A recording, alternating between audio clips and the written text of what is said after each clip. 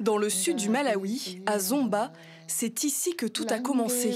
Dans cette prison de haute sécurité, près de 2500 détenus s'entassent dans un bâtiment prévu pour 800. Des hommes, mais aussi des femmes, condamnés pour meurtre ou encore homosexualité. Certains sont en attente de leur jugement, d'autres purgent de lourdes peines. Entre surpopulation, malnutrition et manque d'hygiène, des détenus parviennent à s'évader en musique. C'est le Zomba Prison Project.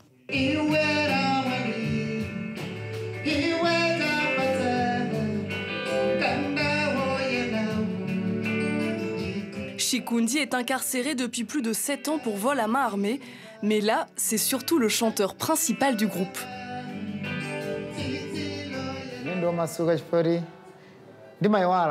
Quand je chante, je me sens libre, parce que j'oublie que je suis en prison. Je suis heureux, tous mes problèmes disparaissent. Au-delà des conditions carcérales, les chansons traitent des fléaux du pays, comme le sida, qui touche 10% de la population.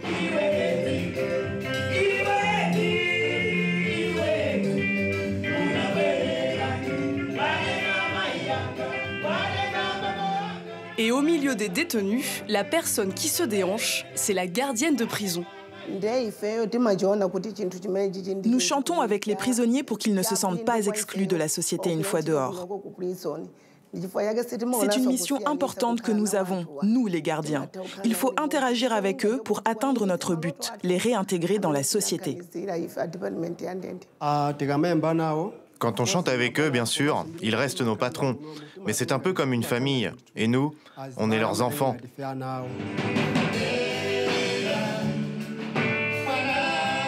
Des enfants qui jouent désormais dans la cour des grands. Leur album est propulsé aux célèbres Grammy Awards.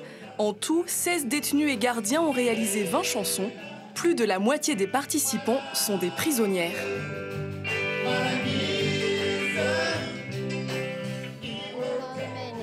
Alors que les femmes étaient jusqu'à maintenant exclues du groupe, grâce à cet album, elles ont enfin pu faire entendre leur voix. Rhoda est condamnée, comme ses deux sœurs, à la prison à vie pour le meurtre de l'un de ses oncles. Elle a composé une chanson intitulée « Je suis seule ». Depuis que je suis en prison, j'ai laissé mes enfants derrière moi. Alors je pense tout le temps à eux. Qu'est-ce qu'ils font? Qu'est-ce qu'ils mangent? Dès que j'ai trop de doutes, je me mets à chanter pour aller mieux.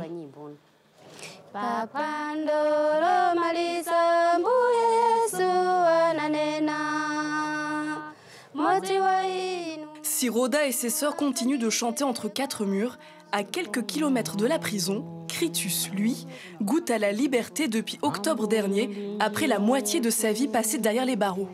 Porté par l'aventure Zomba Prison Project, cet ancien chanteur du groupe veut maintenant sortir son propre album. Direction le studio d'enregistrement, bien loin des standards de Los Angeles. Kritus enregistre ses morceaux avec Ernest, lui aussi ex-détenu. Depuis leur libération et la nomination aux Grammys, rien n'a changé pour eux. Leur rêve de gloire se heurte à la dure réalité du pays, l'un des plus pauvres au monde, avec un PIB par habitant d'environ 200 €, soit 200 fois moins que celui de la France.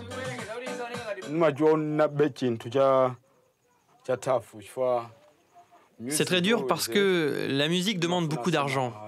Pour louer ce studio, par exemple. En tout cas, sur le long terme, si je n'arrive vraiment pas à me financer, je préfère encore arrêter la musique un moment, plutôt que de voler et retourner en prison. Mais le gouvernement ne m'a pas du tout aidé à la sortie. Et tu seras à côté d'eux un jour sur le mur? Bien sûr, je serai même mieux qu'eux. Alors que Kritus rêve de concerts à guichet fermé, aujourd'hui à la prison, c'est un jour spécial pour le groupe. Zomba Prison Project joue devant plus de 2000 détenus. Le directeur est fier de ses prisonniers rockstars. Nous vous sommes reconnaissants. Il faut qu'on continue. Merci pour votre passion. Vous avez fait la différence.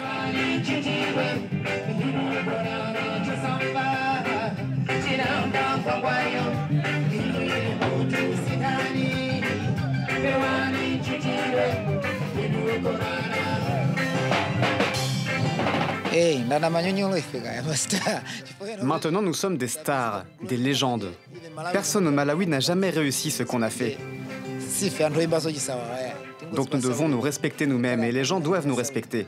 Parce qu'on a fait quelque chose d'immense. Un léger vent de liberté souffle sur la prison de Zomba. Le groupe prépare un deuxième album.